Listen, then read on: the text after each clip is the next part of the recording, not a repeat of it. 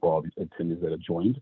Today, we're going to be going over the UTM security policies for the Nebula FLEX firewall. So let's go over the agenda. So first, we'll cover the content filtering section and how to configure content filtering with USG FLEX in Nebula. We'll focus then on the application control and how to configure that. Over IP exception, the URL filter, anti-malware, and then finally the IDP. Now, what you'll notice here in just a moment when I switch over to the main screen is that you'll see that there are some sections that refer to the USG FLEX, and that's mainly because of the fact that we do have the USG FLEX set up with, basically we have it set up that you can use the USG FLEX and then also the ATP. So if you ever want to start using the ATP, that is going to be available here within the next week or so. So I'm going to go ahead and switch over to our live demo.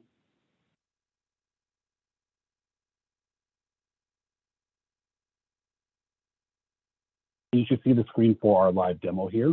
This is the dashboard for the USG FLEX.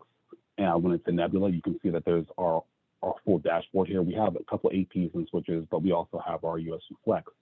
So if you come over to the left-hand side for the firewall, you'll see that we have an expanded menu for our USG FLEX series. To get started with the security services, you would come down to configure and then go down to security service. And here we have everything laid out. We have our content filtering, our application control, our IP exception. We have our DNS and URL threat filter. Further down, we have our IP reputation that is only specified or specific for the ATP when it's in Nebula. So you'll see if you click on the model list, it says that you can only use this with the ATP series. We have our anti-malware and then sandboxing again. This is specifically for the ATP series firewall when it's in Nebula. So we'll start here at the very top. We'll go over content filtering. So content filtering is used to specify a category to block. So this is all based on URL. So if you were to go to a specific website, let's just say that you went to Facebook, the firewall will send the URL to our content filter server, the third-party content filter server. It'll look at the URL and then try to figure out what category it belongs to. And if the category it belongs to is what you have blocked, then it will block that particular access to that site. You can choose to set up a URL to redirect them to if it is blocked. So if you want to set up your own internal website that you want to host that basically says, you know, this site's being blocked, you know, please try again. Or if you want to have them go to be redirected to, say, your company website, let's say they're going to Facebook and you have that blocked, but then you want to have it just redirect to your company website instead, you can do that. Or you can just set up a basic deny message, which you'll see here as the default, but you can change this. Now to get started, what you will do here is click on the add button. When you bring up the add button, it's going to create a content filtering profile. What we'll do here, we'll create a basic one and we'll call this productivity. And then we're going to use the built-in productivity content filtering profile. You can create your own profiles, but I'm just going to give you an example of how it's set up. You can enable DNS content filtering. So what this will do is it'll check the actual DNS as the URL is being sent. So it'll check the DNS request against the actual host name. And then we have our options for blocking web pages. So there's an action for an unrated web page. An unrated web page basically means that there's no category for that particular web page. Maybe it's a new web page that popped up online and it hasn't been categorized by the content filter service. So what you can do is you can set it to warn, pass, or block. If you set it to warn, it'll pop up with a message on the browser saying that this URL is unrated and you have to click to continue on to that page. Option when the service is not available basically means that, let's just say that you have either a content filter timeout or the server is not available. You can have it set to warn, pass, or block. Most people tend to leave it as block. That way, you're not having any content filtering slip through when the server is not available.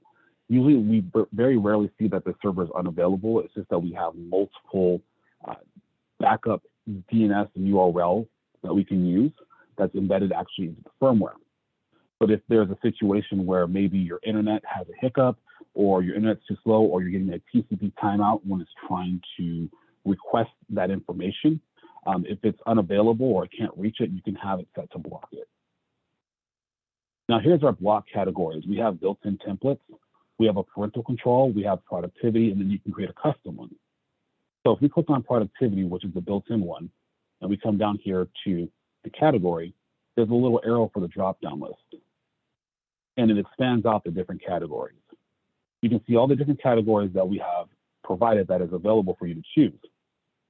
So this is the one that's built in. However, if you want to make your own custom one, you can come back to custom, or up here to template and click on custom, which clears everything out.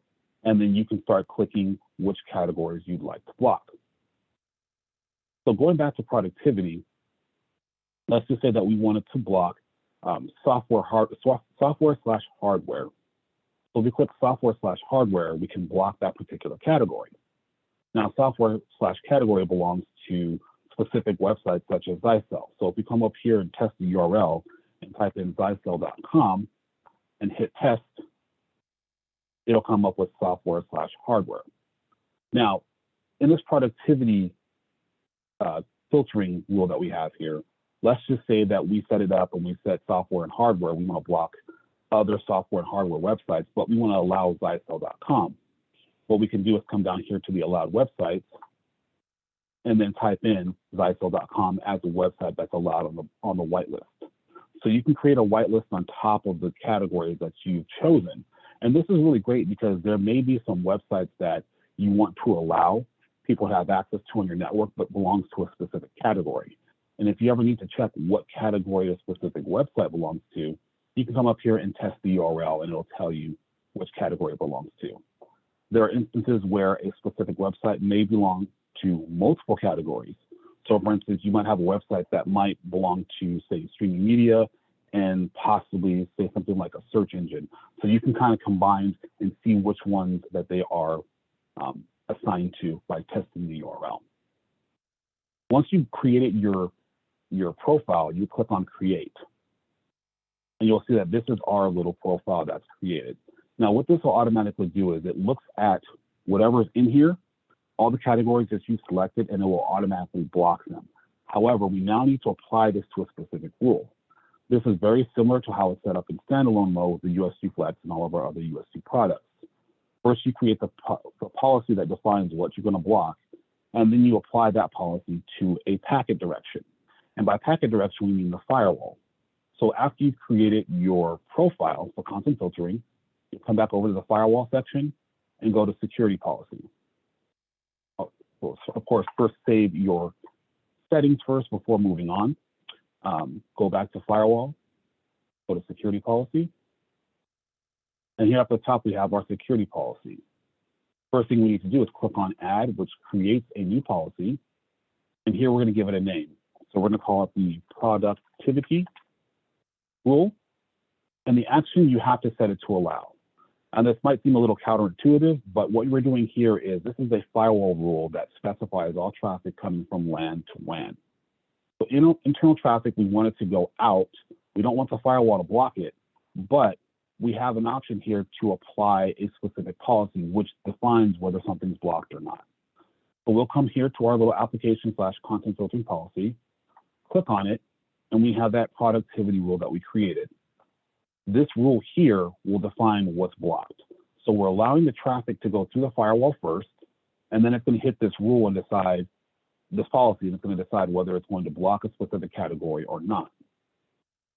Furthermore, we can then decide the protocol. We set it to any, and then the source, you can choose any, or you can choose a specific subnet.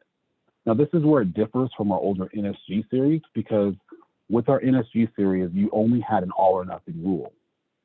You have the option to do a specific LAN and create a policy that's dedicated to that LAN, and that's it. You are not allowed to create the kind of granularity that you see here. So for instance, we can select LAN 1 for this particular rule. We can set the destination, of course, to any. Your destination port is any and scheduled always, and then you can create a description for this rule. Now, additionally, let's just say that you have somebody in your network who is a CEO who's come to you as a network admin and says that they want free access to everything without being blocked. After you've created this rule, we'll go ahead and save it. What you can do is then create an additional rule. So if you have any type of IP MAC binding, which I would suggest to you if you're in this type of situation, what you can do is then create a new rule for your CEO or CFO, we'll call them the CEO, and then what we'll do is we're going to make them above. We'll put their rule above them. So we're going to leave everything else, we're going to leave it default, there's nothing here. We'll come over here and we'll actually add the IP address that's set up in MAC binding. So if you already have the MAC binding set up, you can just put in there, the IP address. Let's say it's 1.10, and we click Add New. We'll set it to any, and then what we'll do is we'll put this rule, we'll move it up to the next rule. So let's go ahead and save it first.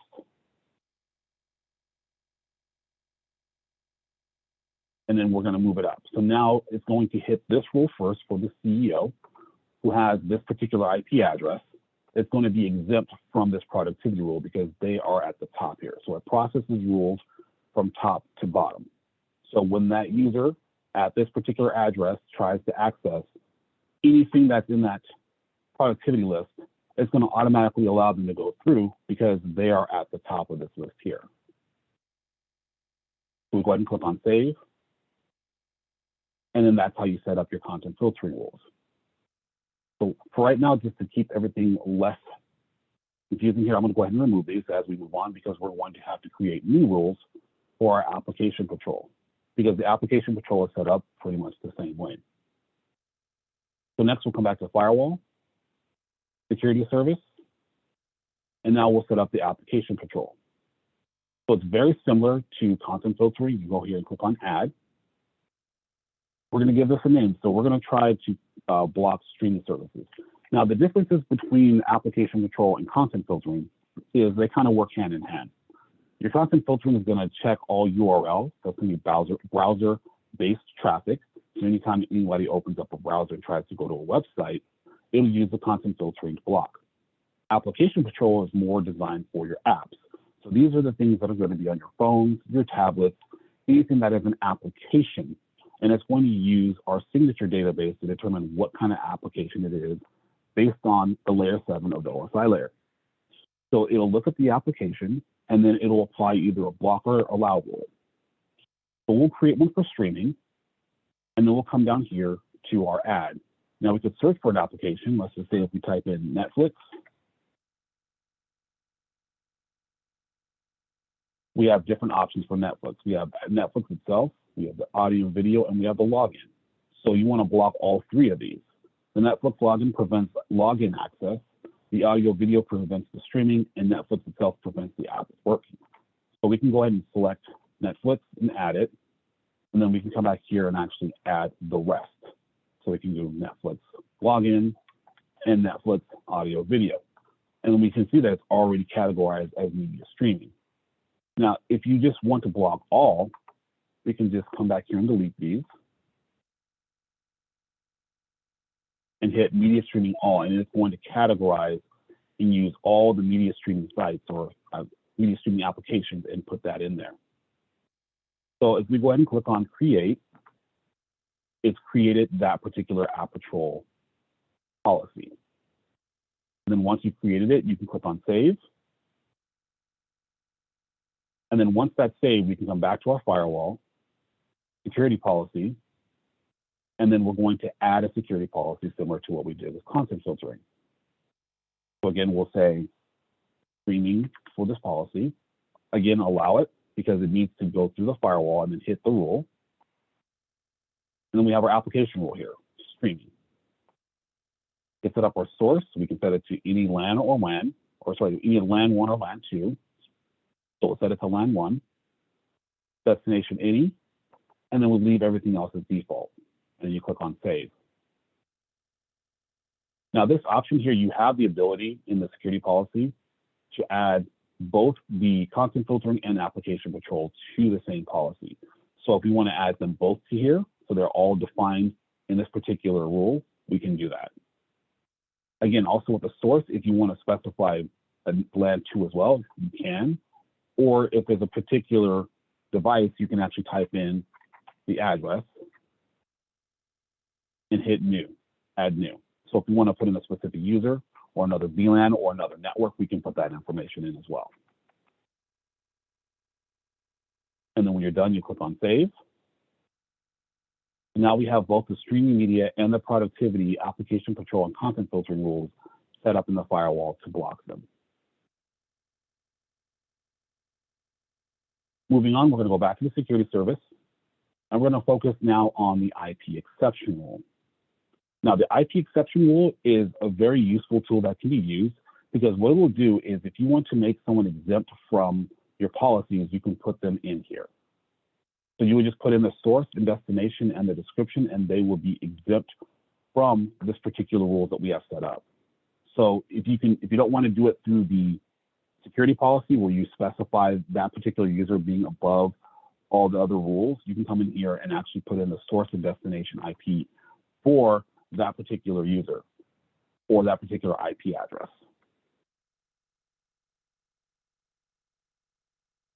So this is very useful. One of the things that's very useful for is going to be something like SIP phones. So if you have a SIP phone on your network and you have a SIP server, and you need to make them exempt from your application and content filter rules so it's not trying to filter that traffic, and you know it's trying to contact a specific destination server for your SIP calls, you would put that information in, so therefore it's not utilizing resources to try to scan traffic that does not need to be scanned.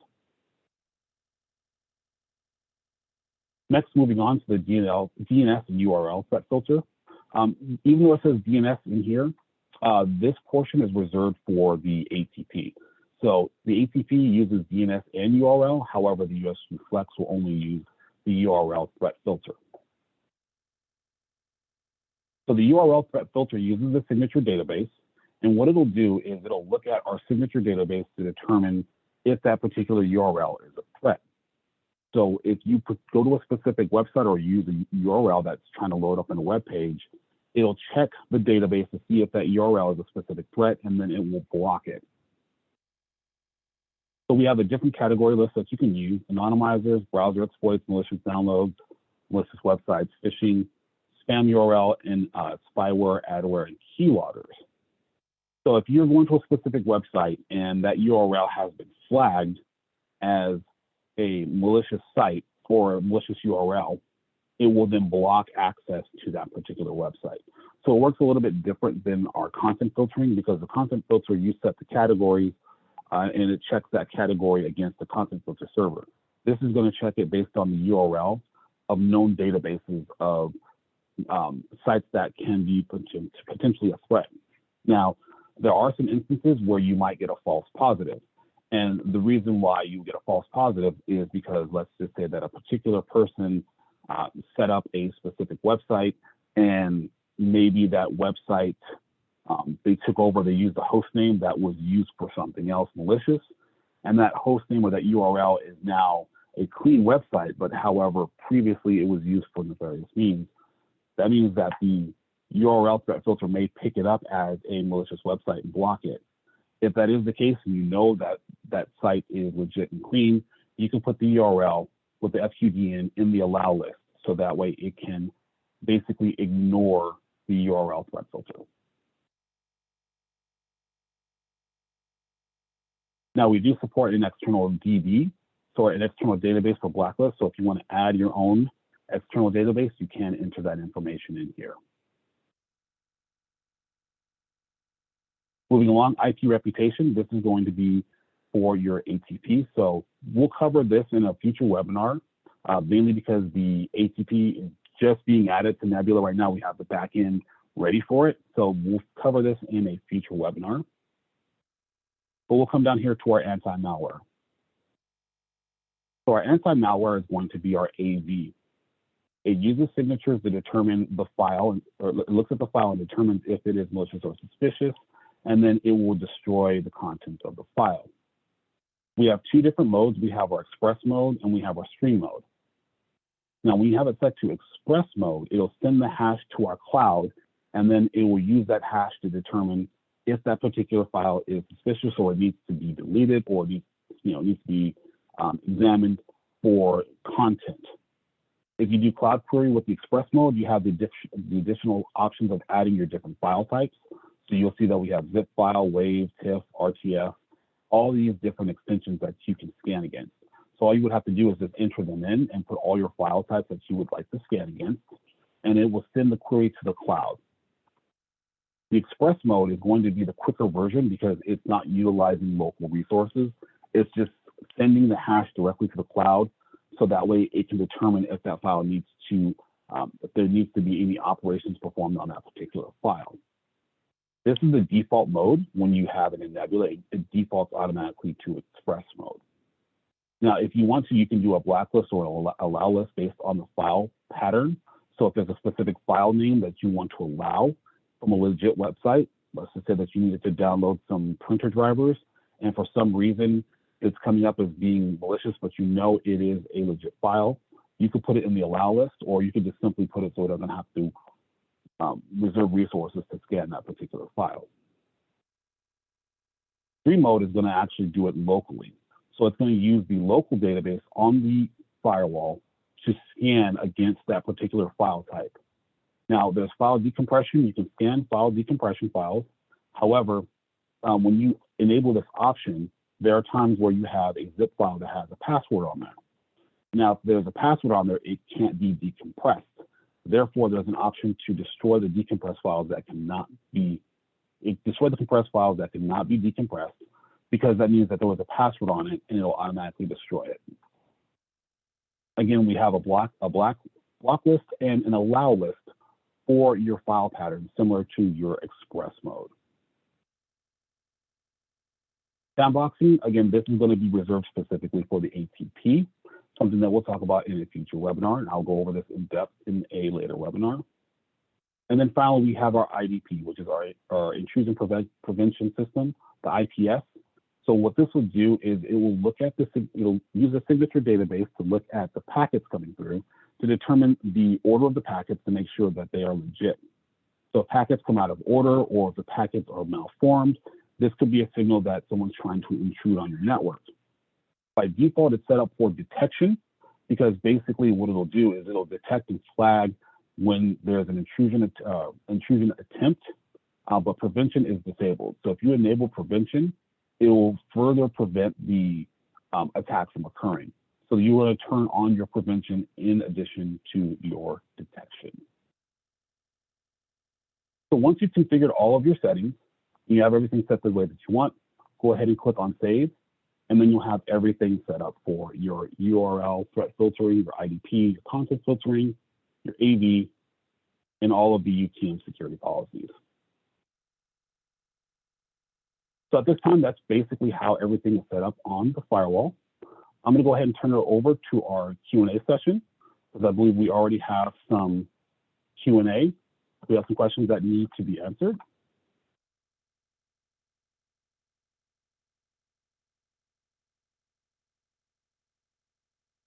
So, Rochelle, let's go ahead and go through our Q&A.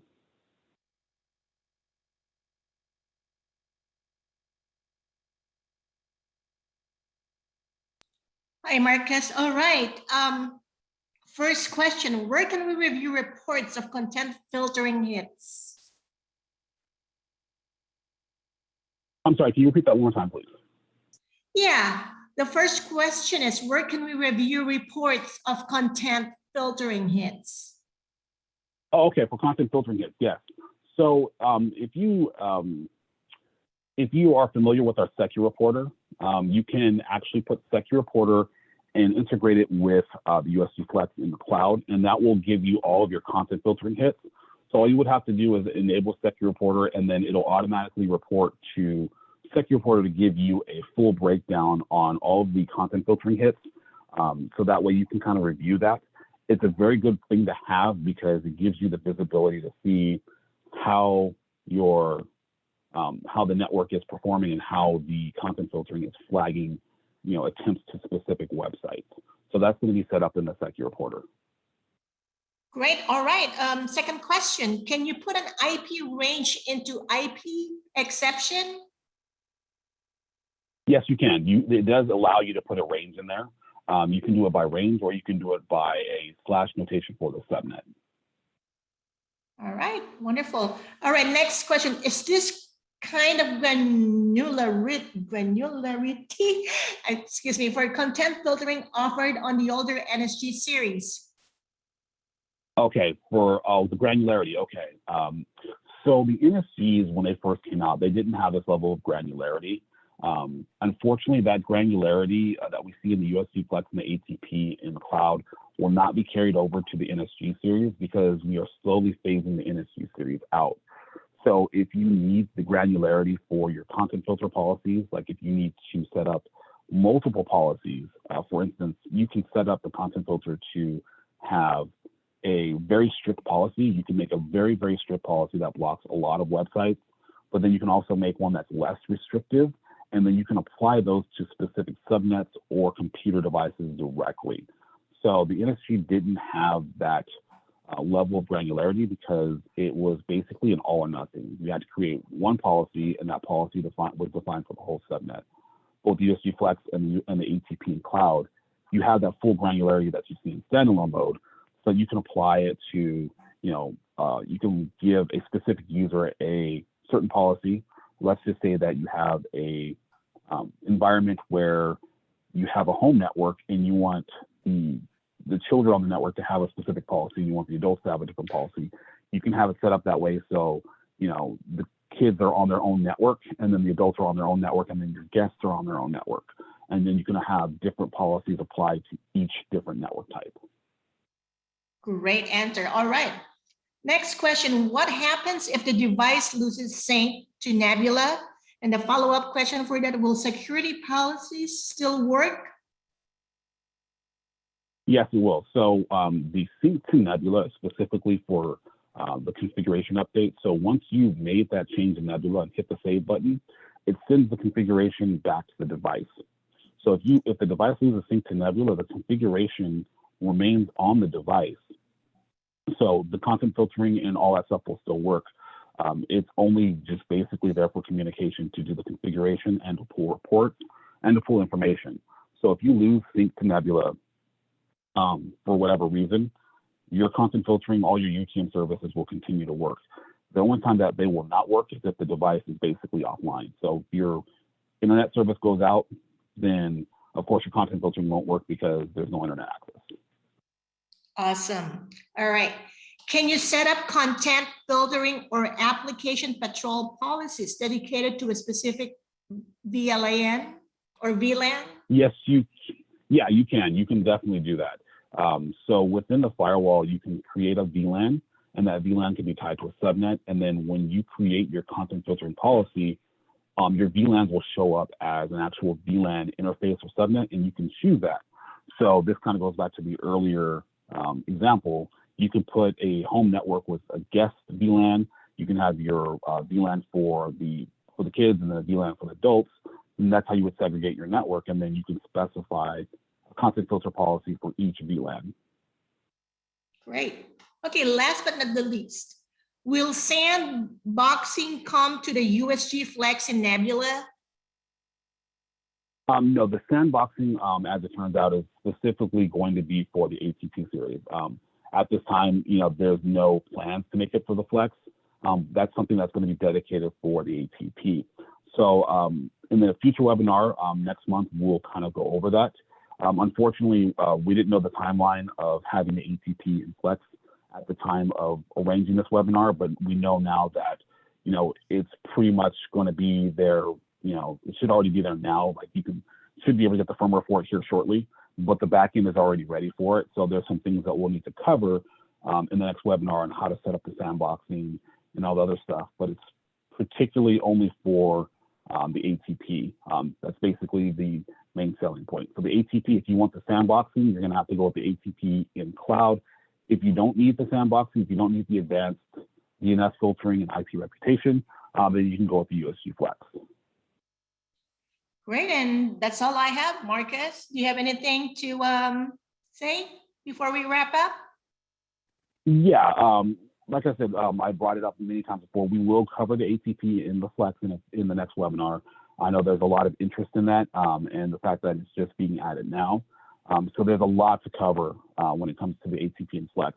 The setup's going to be the same way. If you're curious The ATP and Flex, right now, we don't have a mechanism for either the Flex or the ATP to save current standalone configs.